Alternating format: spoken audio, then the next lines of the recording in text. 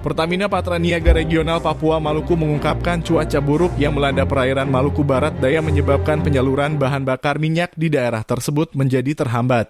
Seperti yang diketahui, kekosongan BBM telah melanda kota Tiakur di Kabupaten MBD sejak 3 minggu terakhir.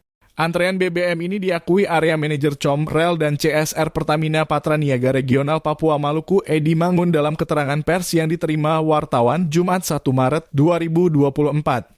Kami harus akui saat ini kondisi cuaca di perairan Maluku sedang gelombang tinggi sehingga terjadi terhambatnya penyaluran BBM, kata Edi Mangun. Untuk mengatasi hal tersebut, Edi menegaskan pihaknya tengah mengerahkan tim terkait untuk menyalurkan pasokan BBM melalui fuel terminal terdekat. Saat ini kami sudah saling berkoordinasi dan kami putuskan untuk kirimkan BBM dari fuel terminal terdekat yaitu Saumlaki. Kami upayakan agar segera sampai untuk tetap menjaga pasokan BBM yang ada di wilayah Maluku Barat Daya.